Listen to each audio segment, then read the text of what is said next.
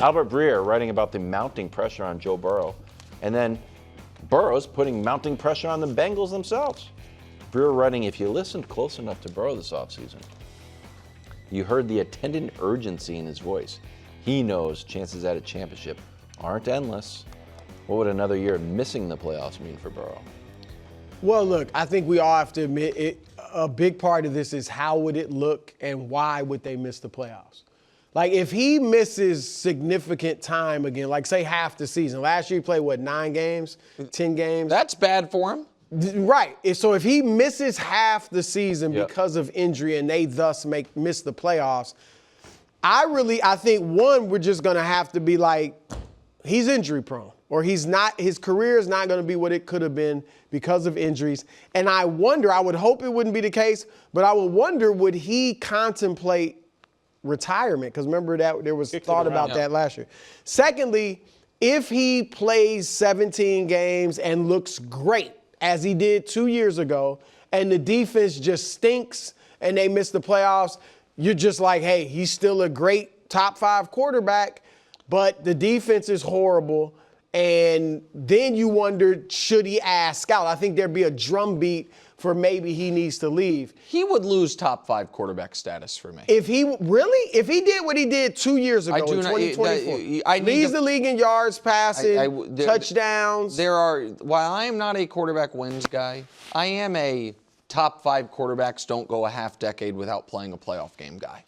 But a lot of that would have been injured. A few of those years, few of them would have been injured. No, I really think to me, it would be just last year would be injury. Because the first year that he got hurt, they were a 500 team with him. Jake Browning was if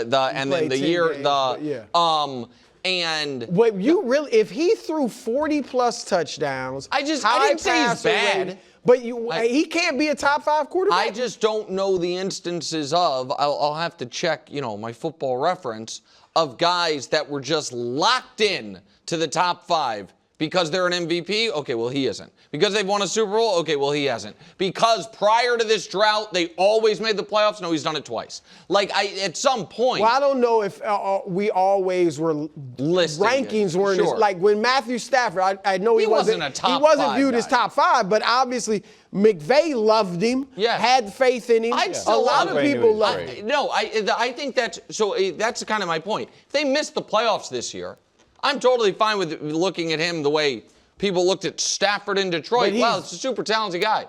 That's really, but he would have gotten a team to a Super Bowl. Yes, no, that's. But go ahead. Sorry, I interrupted. Well, no, I was just saying. I think the third instance was if he doesn't play well. If he doesn't play well, then I think we just have to say the injuries and the hits have taken their toll, and maybe he's no longer an elite quarterback. Crystal ball. Crystal ball. New segment. It's not a new segment. You are dying for a new segment. Dust, mark this. Save it for the archive so we can play it. What's today's date? July 23rd, 2026. I want to be the first to report.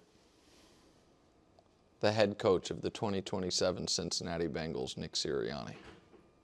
Nick Sirianni? Double take. That's a double take. It's a double take. It's that Sirianni's not back in Philadelphia next year because Brew's going to be right about the Cowboys and the Eagles are not going to stand for that. And that the Bengals, because what I know if they miss the playoffs is they're firing Zach Taylor. That button has to be pushed. And the Bengals are the type of franchise, I believe, that would be like, doesn't want to roll the dice with a first-time head coach again. The guys won a Super Bowl. I think if Sirianni were available, he wouldn't necessarily have 100% of teams that have openings would be like, we want to get in that business. But do you guys agree? Has that been connected at all? No, I just did it. My crystal ball. He played college football in Ohio. I did not know that. Union. I just did Check it right that, there. Josh, Mount Union, Division III. It definitely was Mount Union. I don't know where that is. Yeah, it's in Ohio. Oh, okay. You would know. You're the Ohio guy. You guys agree if they miss the playoffs, they have to fire the coach? Yeah, probably. They should. I mean, you missed the playoffs. Like, listen, Drew Brees went 9-7 3 straight years, or was it 7-9? 7-9 3 straight years. Missed playoffs 3 straight years, and then had 5 straight years of legitimate contention. They made the playoffs, whatever, and then it was over for him. Like, you can't, because I do think Burrow is certainly one of the 5 most talented quarterbacks in the league. And to me, he's one of the scarier quarterbacks in the league. You can't go through the guy's, what half the guy's prime and not play in a playoff game. It's unacceptable. Like, that has to fall on the head coach. It'll be a very interesting season for Joe Burrow. You know, they say if you want to make an omelet, you got to break some eggs. So you got to try out some new segments in the summer. Here's the debut of a segment that defies expectations. You know, we come across some stories, obviously positive. We come across some other stories, obviously negative. We come across a lot of stories that we can't quite define. And for those stories, they fall into a new segment called Hey, what's going on? First story, Vikings starting camp with 2 QB1s, which means, bro, they don't have 1 QB1. Rappaport saying he expects the battle between Kyler and JJ to go right up to the start of the season? Huh? QB battle right up to the start of the season? Go. Hey! What's going on? So I empathize with Kevin O'Connell on this because I think this is actually ultimately bad for the Vikings. Because I think Kevin O'Connell wants, I don't know if I have the right tone here. I'm just trying to get it real. We're all, you know what? We're all stakeholders in this segment.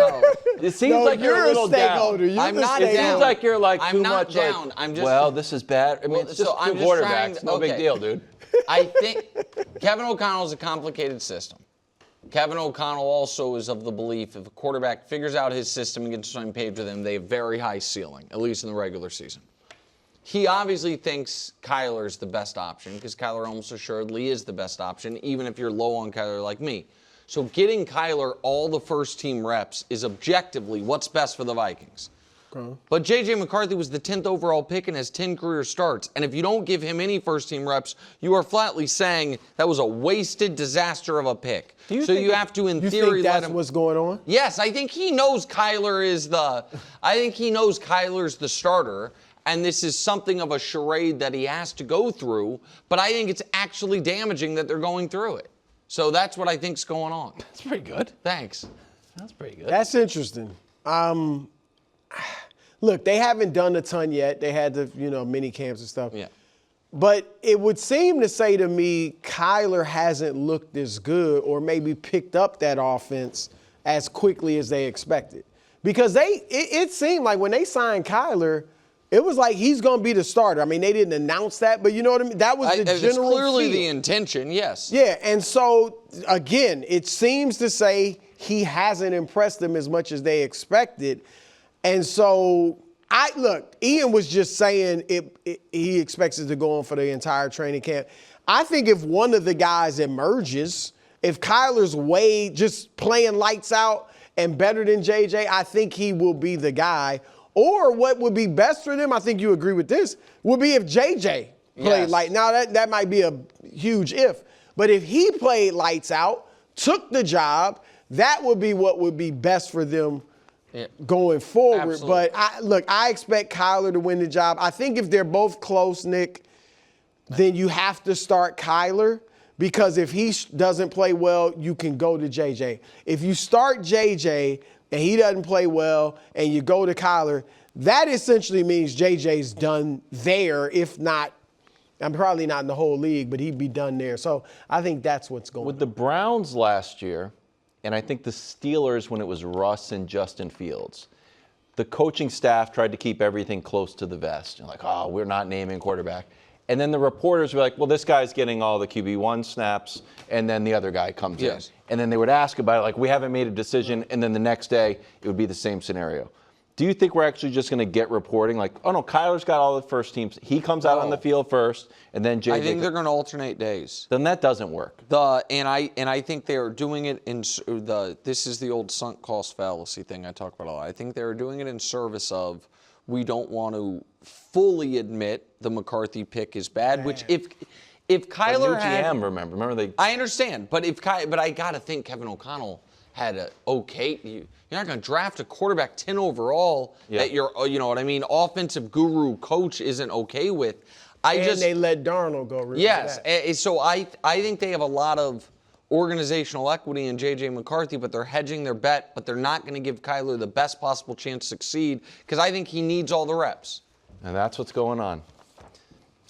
Tyreek Hill released episode 3 of his comeback documentary. It's on YouTube. It's called The Cheetah Runs Again. That's pretty good, jumping out of the blue like that. Now, Tyreek, it's reported, and this made headlines. He said he doesn't have power in his leg. And at the same time, he said the timeline is looking real good. Kevin Patra of NFL.com writing, whether or not the 32-year-old plays in 2026 remains to be seen, but it appears he's pushing for a comeback. Tyreek's comeback says no power, but he does look good, and he says the timeline's looking real good. Brew, hey, what's going on? I think Tyreek running, a 4.1? Is that what he ran? No. He ran 4.2. 4.2? 4.2. I think his definition of power in his leg is different from ours. I agree with that. Because he probably is he's running a 4.6 now. Right now. He'll get below that, I'm sure. But look, it might not be. He is an older receiver by receiver standards. It probably is best for him, and he may not see it this way, but if he sat out this season, just rehabbed, worked out, got himself in the best possible shape and that leg in the best shape, then I really do think he could come back next season and be a very productive season. But I don't think coming back and not being 100% is going to help him, extend his career. Don't you think a team would give him a shot if he sat out a year? Yeah, I think. And then came back. Yes, but I healthy? just think the timeline of that, like if he ever wants, even on a 1-year deal, to make, more than a few $1 million, he would have to show he can play at some point this year, and then next year, sign 1 year, $10 million or something. If he waits this year, then next year he's on a minimum. Now we're talking about a really old player. I said 3 years ago on this show that I'm excited to see Tyreek Hill as a member of the Kansas City Chiefs in 2026. I am a little less excited now for on and off field reasons. However, I feel like we are right apace for that.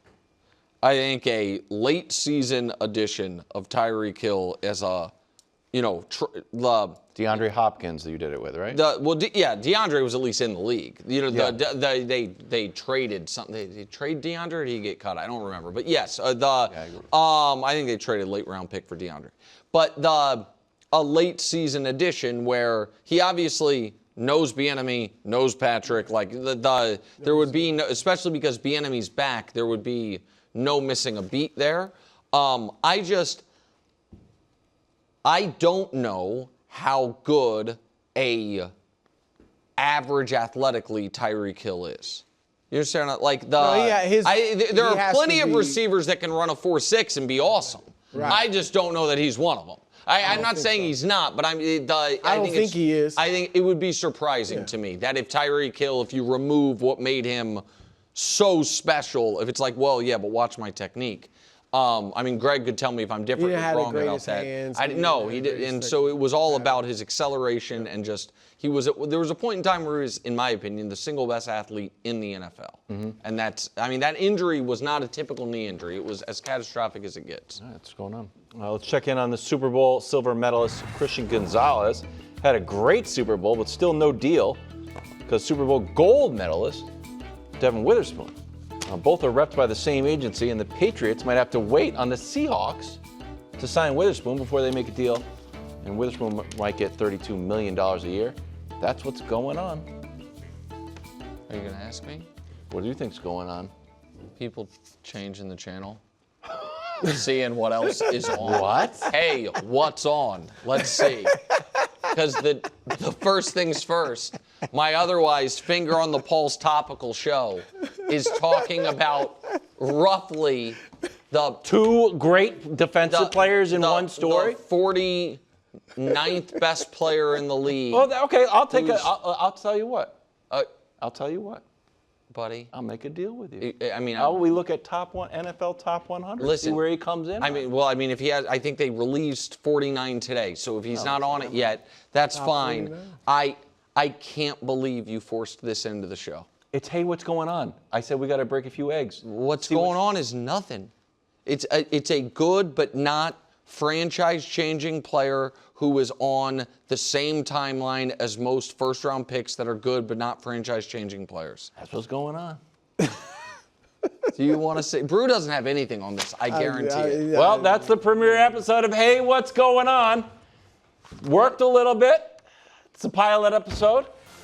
You didn't have anything on Christian Gonzalez? Yeah, we should sign him. $32 million deal, 4 years. Sign in to our social media. Talk to Miles directly or Gianna and see if you want to. What does he say on radio? Keep it or scrap it. You know what I'm saying? Pump it or bump it. Yeah, that's what it is. Bump it or bump it. What do they call it? They do it on Hot 97. Trash it or smash it. 7 years. NFL 100. We're They just split focusing MVP on in baseball. It's a little weird. They give 2 a year. That's true. I'm just saying, it's half an MVP. We're focusing on the QBs. We started with Bryce Young at 98, then we counted down. Purdy, Baker, Jordan Love, Lamar came in at a controversial 69. Trevor, Bo Nix, Jalen Hurts.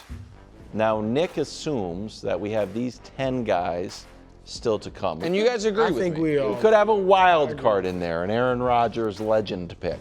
No. No. You never know. Rodgers, Those Jaden, 10. and Stroud would be the ones who, but there's no chance those guys. Mac Jones, if we're just doing 8 games. Go ahead. Who's next? Who should be next? Who could be next? Okay. It obviously isn't Mahomes, Allen, Stafford, Burrow. Time. Or I would say May.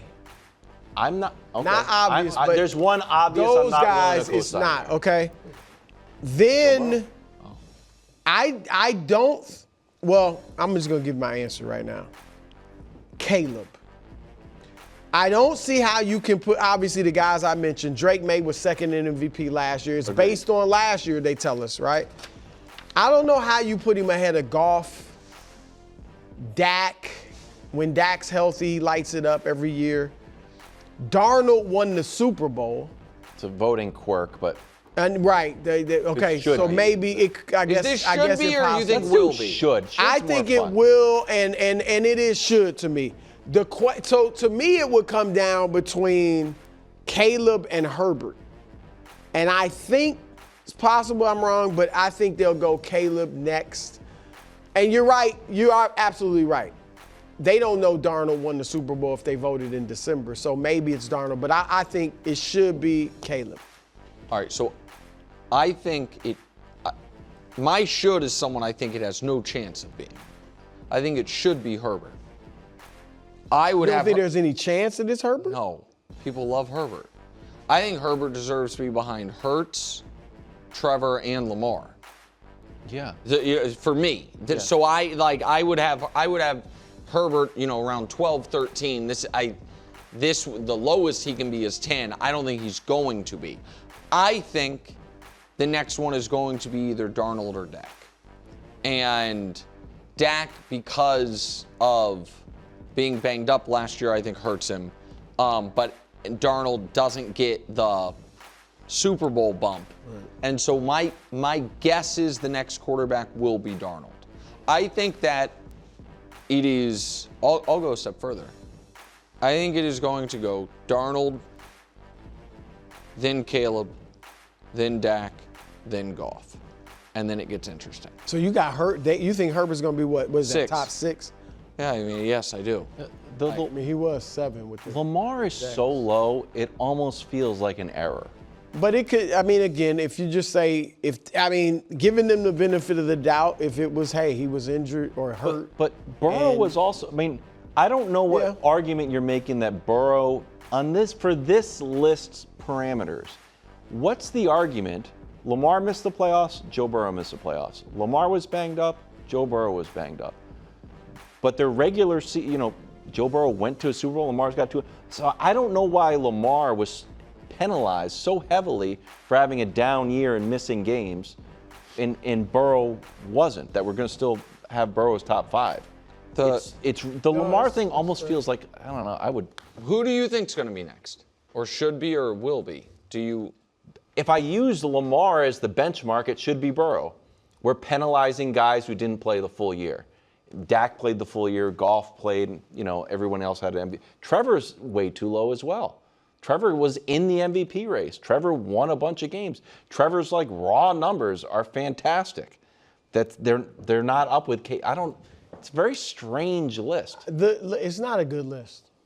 I mean, I'm just keeping it's really you not. got Lamar Jackson that low on quarterbacks, and it's not the only one. But I'm just saying it's not a great list. It's like Mahomes is still on because he has the legacy. We'll see how far Mahomes drops. That's the thing is, nobody even Mahomes could have gone 3-14 healthy last year. Nobody would think he shouldn't be in the top 18 quarterback with his resume. I think there's a limit to how far you can drop if you can drop off it entirely. 11, 12, 13. But, so this, I guess the question boils down to this. I'm shocked that Lamar's resume didn't lock him into top 10. Because Mahomes' resume, as it should, locks him into a top 10 quarter. It's silly. I think it's some of the voters some of these players feel the way as frustrating as it can be for you, the media and some coaches and scouts or whatever, which is when they are asked who the best quarterbacks are, what they are actually answering is who the best passers are. And I know Lamar has great passing numbers, but I'm saying he gets dinged for that in a way. Like Justin Herbert gets bonus points on that. And Lamar, even if it's erroneous in people's eyes, gets dinged the way Hurts gets dinged. And that, I'm just telling you, that's the only reading of it. That's the only, it's like Caleb's like. Well, we'll see where they fall. But people don't doubt Caleb as a passer. How can you not? He has a. I'm just telling you.